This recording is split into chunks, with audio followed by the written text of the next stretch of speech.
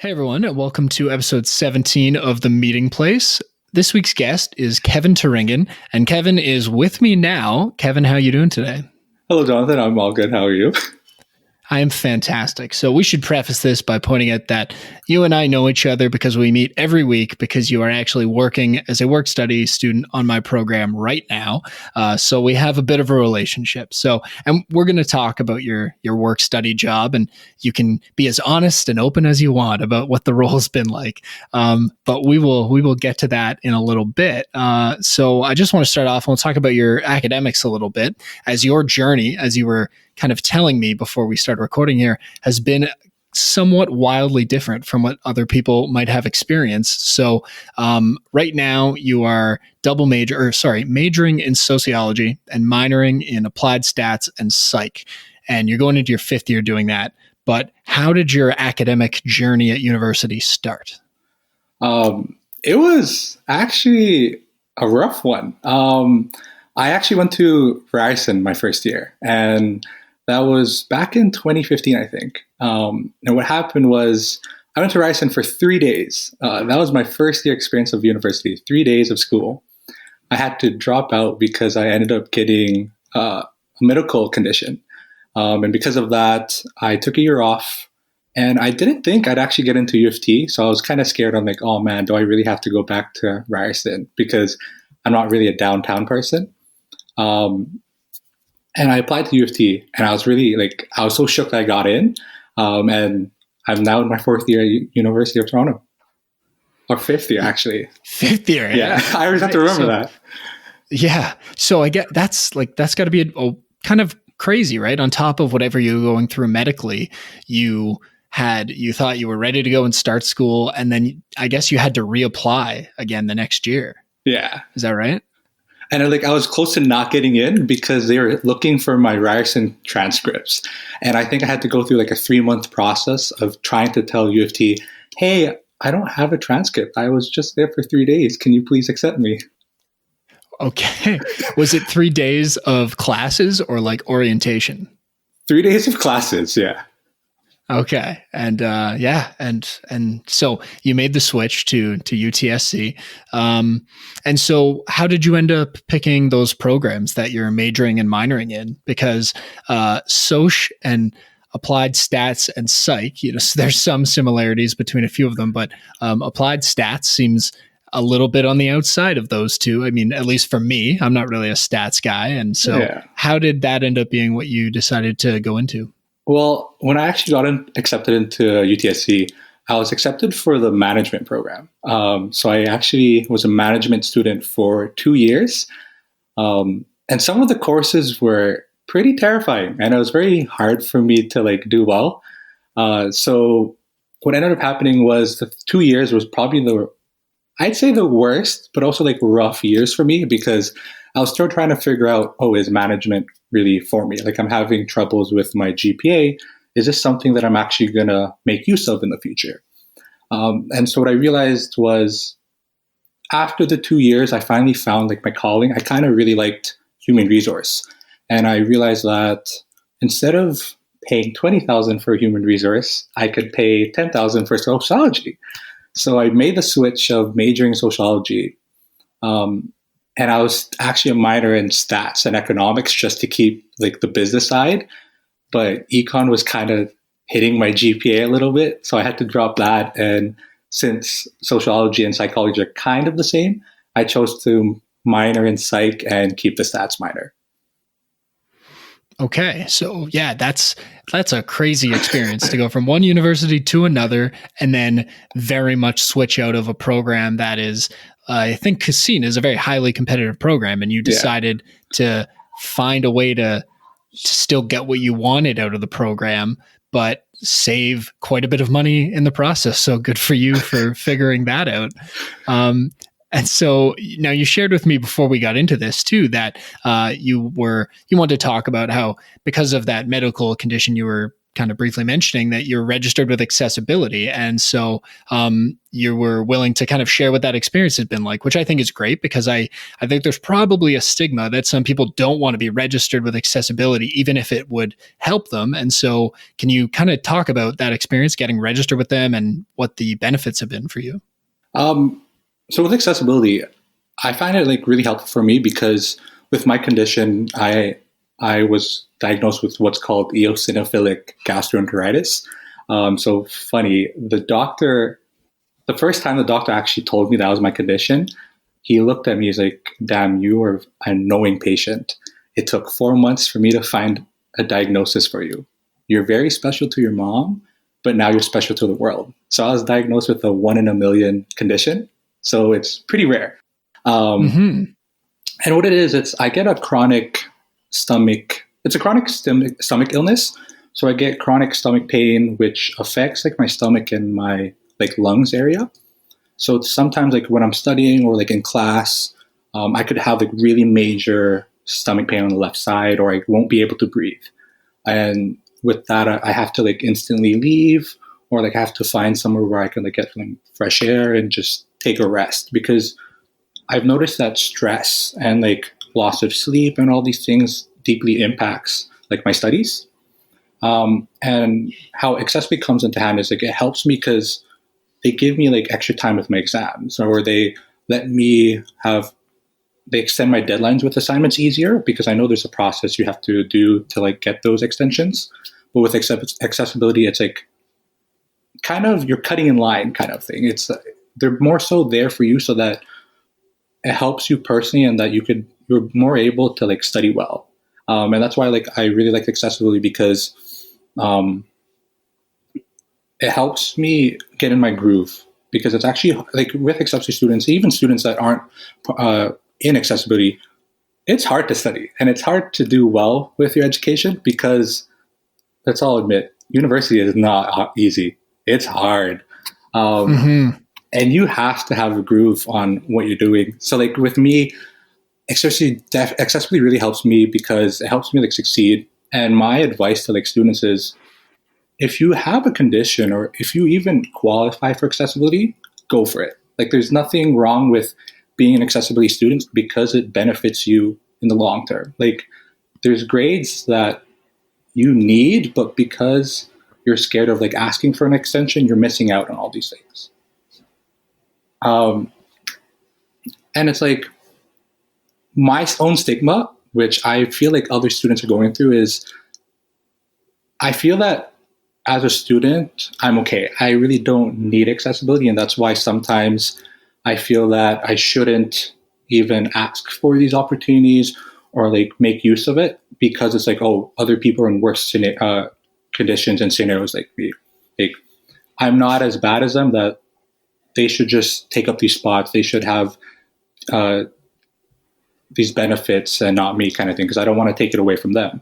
But you shouldn't discredit yourself, because everyone goes through something differently. Like you have your own experience, that a condition and like the pain and like the journey you go through is not the same as everyone else. So you should always like take into consideration like your own story and your own journey.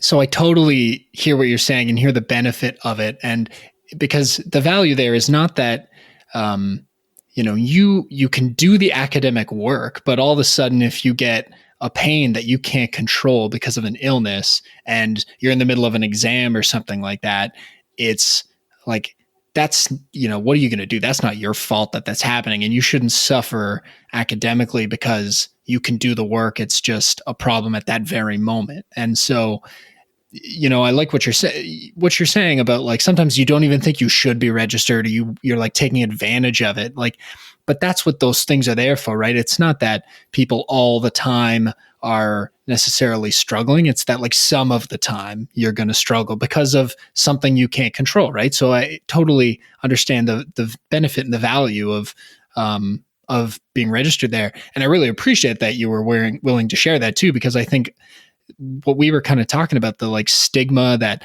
I think a lot of people would say like, oh, I don't need accessibility. But there's no harm in being registered there. And like, no one's going to judge you because you need a little bit of extra time or you need a different setup for an exam. Like you said, university is very hard and not everybody can sit in a room of like 2,000 students and write an exam. It's not always going to work that way. And the funny thing is the real world might not work like that. Yeah. I've never sat in a room with 2,000 of my colleagues when I've been working and had to do something in a room with that many people. Right. So that setup, it's not like you're not prepared for the real world because you've had certain accommodations, right? So I'm glad you're willing to share that. Now, I found it interesting that when I asked you to write your bio for me to use for your description for this episode, you said that you're a shy and introverted person, except that I don't see that because I've only known you as a club leader and then as someone who seems to know everybody who walks into my office. So explain to me how it is that you went from this shy and introverted person to becoming a student leader involved in your DSA and involved in other groups on campus. Maybe go from the beginning of the journey up to where you are now. So like when I tell people that I'm shy and introverted, a lot of people don't believe me. They think I'm like just trying to lie just to boost up my ego or something. But it's like I've gotten a lot of feedback because I've talked to a lot of people, and even like the close people that I've known that has watched my journey from like the 4 or 5 years of university, they've noticed a big difference in me. And like the people that are really close to me know like, oh wow, like Kevin definitely made a big difference from the first 2 years of university to like the last 2 or 3. And like it started in the first 2 years, it started how, because of me being a management student, I was just more so focused on myself and like getting the academic marks and just doing well academically. But because of that, I stayed away from crowds. Like I hated crowds. I hated being around a lot of people because I was too shy. I didn't want to talk to people. Even in like projects, I'd be like the quiet one that just doesn't participate that much. So it's like I was definitely that shy and awkward person. And for me, the journey started in my second year summer when I did Frosh. And fun fact, I actually didn't sign up for Frosh. So I got accepted as a group leader, but I didn't want to do it. What ended up happening was one of my friends, she was the head leader. So this was an SL of Frosh team.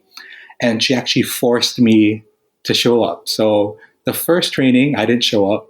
And then she found me at a bubble tea place. So she tracked me down. And she's like, hey, you're doing Frosh. I don't care. I'm going to pull you by your hair. I'm going to bring you in. So then I kind of got scared. So I showed up to the second training. And I ended up being a Frosh group leader. And that summer was probably one of the best summers I've had in the past 10 years. Because it definitely changed me as a person, because instead of being introverted and like in a bubble, at that summer, because everyone there is like, you're the same year, but most so the hundreds of people are first years, they don't know who you are. They're first years. Like, what can you lose? Like, you're going to make a fool of yourself in front of first years. Nothing's wrong with that. You're not going to see them anywhere on campus. So I kind of just loosened up and just let myself go kind of way, where I was actually the loudest person at Frosh. And I don't know what happened, but my personality changed because of Frosh. That they have this like ceremony where like a group leader supervisor will like crown one of the group leaders so that they can do Frosh the next year. And I ended up being that person. And I think that me being crowned definitely changed me as a person, because after that moment, I started being extroverted. I was like the loudest person. And like you said, like I'd walk into your office and then everyone's like, oh, hey, it's Kevin. Like, what are you doing? Kind of thing.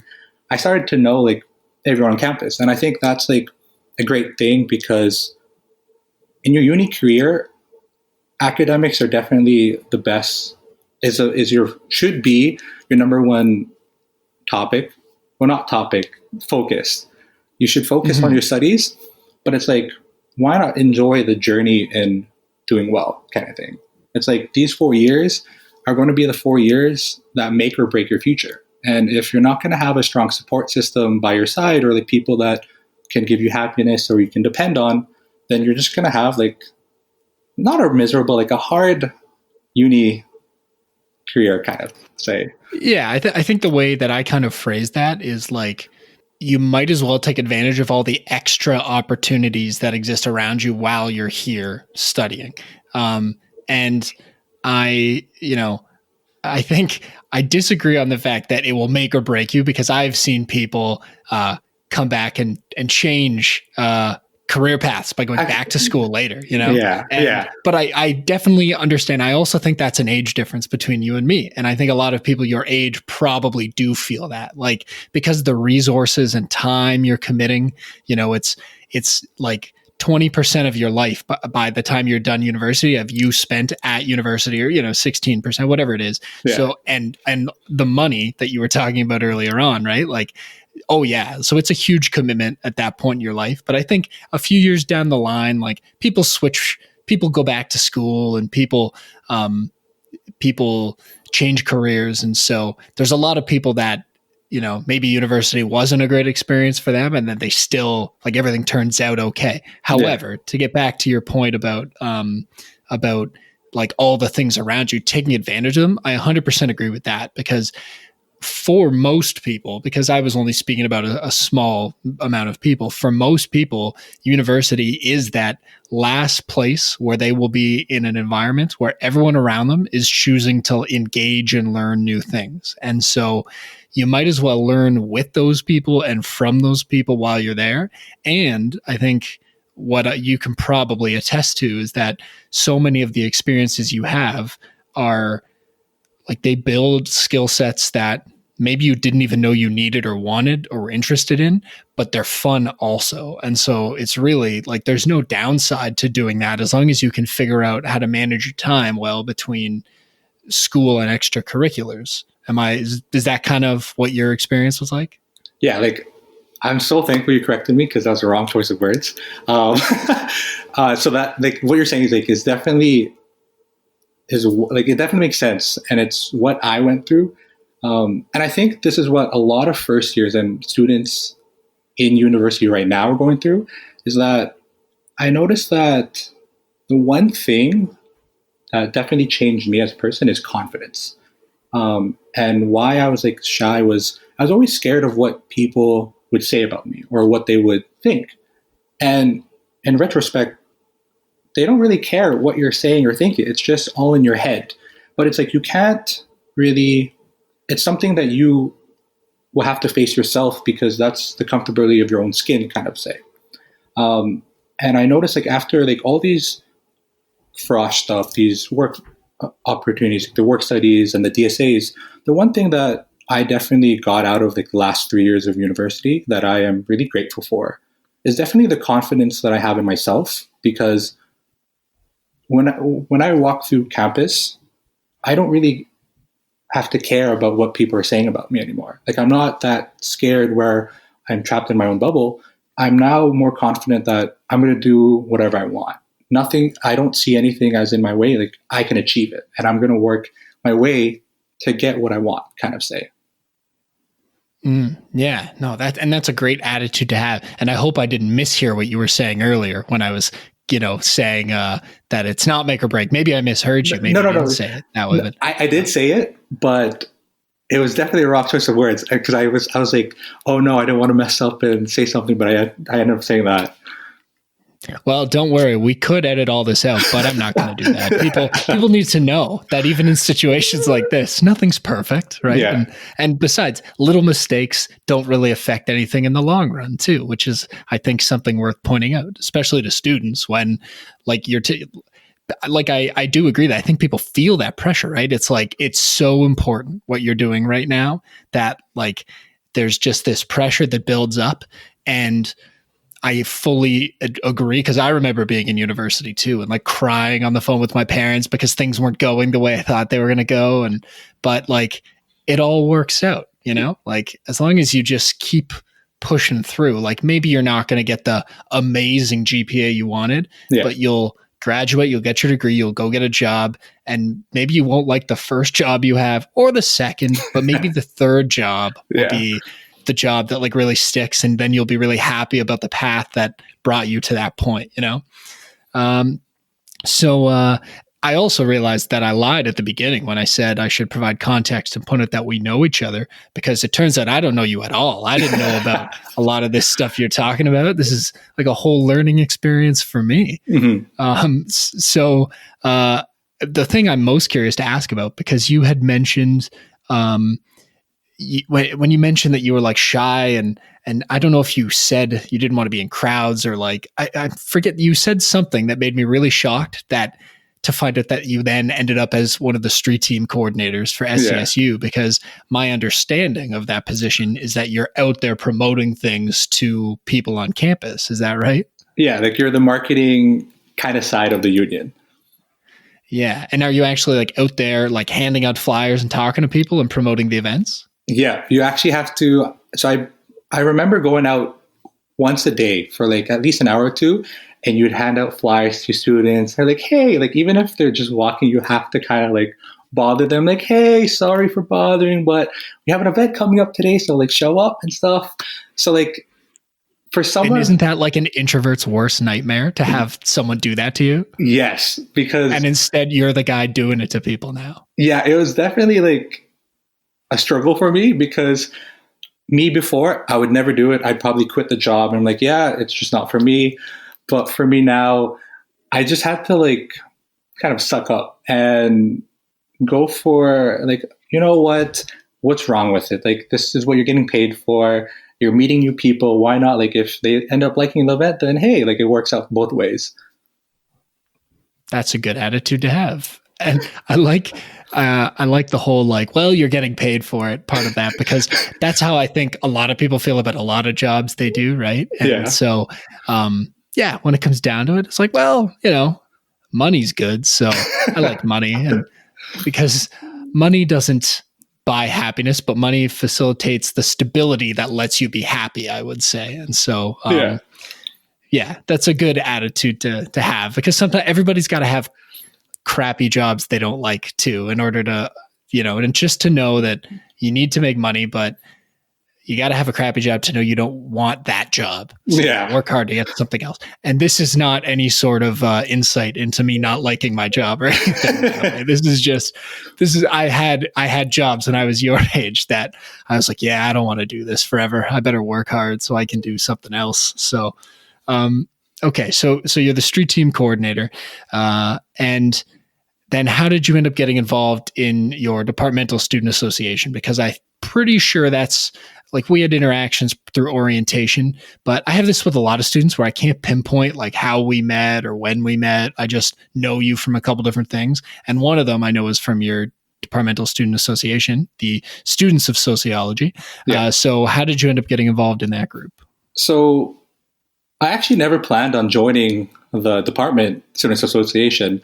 I actually had other plans. So I tried to run for elections to be VP operations, which was 2 years ago. And what ended up happening was I lost the elections.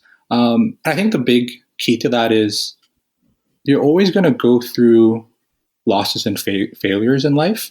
But I feel like if you can get through that, that's what defines you as a person, because it makes you stronger and it helps you learn from your losses. Like, don't take them heart to heart. Like, take a while to like, oh man, I really lost, or like, this wasn't for me.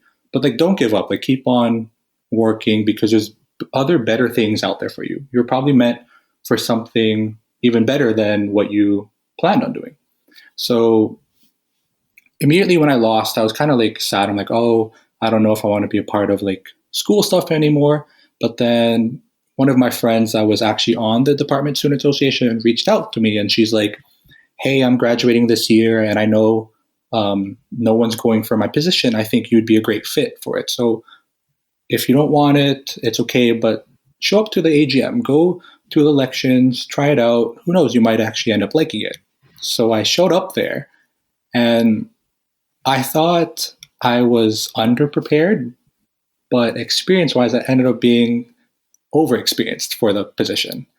And it was definitely a great change in my journey at UTSC, because I got to be a part of like the Department Student Association of my own program. And it's like, it kind of raises your ego and like your self-esteem. Like, hey, I'm the vice president of my program. Like, that's pretty cool. I get to do whatever I want for my program. And that's how I became vice president events operations, because a friend reached out. And it's like these little handouts, or like not handouts, but like these little opportunities that life gives you, you should definitely take it, because it's part of the journey that definitely benefits you. And I think because I was the vice president of events operations for a full year in my fourth year.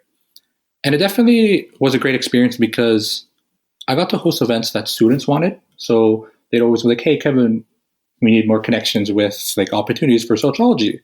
And it's like, it works out for me because I have fun, but it also helps other students because they got to build their experiences and like their portfolio of like reaching out and making a difference for themselves. Oh, that's great. And so now you're still involved in the group next year as the co-president. And I'm sure that's going to be a bit of a strange experience to try and figure out how to plan and run things that benefit students in the program when we know for the most part, there's not going to be a lot of students on campus with so many classes online.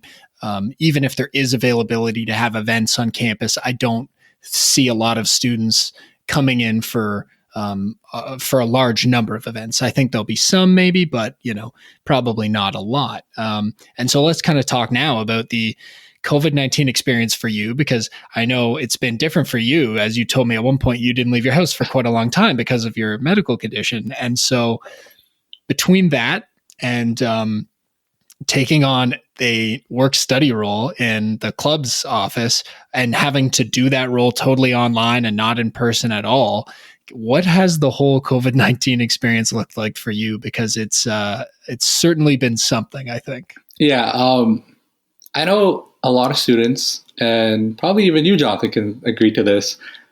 The first month of like being home because of COVID, we're like, oh, it's okay. We'll probably come back fall semester. And then second month passes by. We're like, oh, it's fine. Just 2 more months.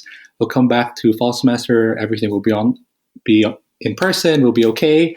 Then it came to the third month where everyone's like, oh, we're not making any progress. It looks like things are going to be online. That's where everything changed, because it got boring for like all these students and like everyone. It's like, oh man, do I really have to continue learning from a computer screen and just being at home looking at my Mac? Like, this is not fun. Like, this is not what I paid for, kind of thing. And it's definitely, it's a weird experience because I think I've been in quarantine for probably around like 4 or 5 months by now. And the first time I actually went out was probably a month ago. So it's been like 4 months since I haven't been out. And I just went to get an ice cap, and I forgot that things have changed because I haven't been outside for 4 months. And it was really weird because I almost got kicked out of the Tim Hortons because I wasn't following the protocol, which I didn't know there was. So it's kind of funny to just see. And I think I started getting like less scared, where I started doing morning runs. And in my neighborhood, I run at like 6 a.m. And it's really weird because I run with a mask because I'm one of the immunodeficient people that shouldn't be outside. And I get a lot of like stares at me because I'm running with a mask. And I just look at them and I'm like, this is kind of funny. Like, damn, like this is what the world is now, kind of thing. Like, we all have to wear a mask outside. Yeah. And at least for the most part, people around us are choosing to wear masks, which is good in Toronto, because I know some other places have struggled to get people to, like there are people in the world who don't want to listen to the advice of medical professionals. I don't know what to say about that. That's too political for this podcast. So we'll keep talking about the student experience. So yeah, suffice it to say that was a weird enough experience for you, not being able to go out even as much as, I would be able to go, where I could still stand outside of my friend's house 10 feet away from them and have a conversation. Like, you weren't doing those type of things. Yeah. And so when I know we've talked about before, right, that there was that transition where everyone did sort of realize like, oh, this is more permanent and it's not as temporary anymore. And so I know that affected people are just feeling, right? And it's sad, really. Yeah. And so for you doing your work study role, how has that been in terms of like, you've got to, we had to do all the training online, and then all of your meetings are online. You're not actually meeting with any students. And given what you were saying before, where it turns out you really ended up liking things like orientation week and being on the street team where you actually got to interact with people. That's been a struggle for me, not having that face-to-face interaction. And so what's that been like for you, where you applied for a job, which is like 50% meeting with clubs, and now it's all digital and you don't actually get to sit down in a room with them. So what's that like? It's definitely a struggle because a lot of my friends are actually like presidents or like a big part of a club or a DSA. And I end up having meetings with them. I'm like, hey. And then they look at me and like the first thing they say is like, damn, why do I have to see you on a screen? Like, what is this? Kind of say. And it's like, it's a new perspective because it's like, you and I are used to being on campus, seeing people, like just talking to people in person. And now we have to use a screen. And like right now I'm seeing you on a screen instead of maybe doing a podcast on campus. So it's definitely a difference, like a change that's very weird. Hopefully we won't have to do this in the next 4 months because it's going to be a struggle. But I guess I can live with it for now. Yeah, I mean, it's a pretty good attitude to have, right? Like it's as much as it's longer than we would have wanted, it's still temporary. Eventually we're going to come out of this. So I guess what affects you too is then if you're going into your fifth year, is your plan to graduate next summer? That's a dream, hopefully. Okay, well, fingers crossed then that you can have the traditional old graduation experience, because I know that's been unfortunate and sad for a lot of people this summer who didn't get to have the full experience they wanted to have. But having interviewed a few graduated students, like they all had their family around and, they found ways to make it a fun day, but we still got time before yours happens. So I guess we'll see how the country kind of recovers from all this. Oh no, if I have to do a graduation through like a webcam again or like a TV, like I have to watch it, I don't plan on graduating. I'm going to wait another year just so that I can walk down and my family could see it. Like, nope, I'm not doing a screen. Good for you. Going to be committed to that action, eh? Yeah. All right. Well, thank you so much for sharing all these experiences. I think, that your whole accessibility journey, switching schools, explaining the value of accessibility to other students, that's been great. And being someone who was more introverted and talking about how you ended up getting involved in these things and how it's benefited you has been really good too, because I'm sure other students are going to hear that and realize that like that could be their journey if they want it to be. Yeah. So thanks so much for coming on today. And well, I guess I'll see you on Monday when we have our next meeting. I'll see you on Monday. All right. Bye.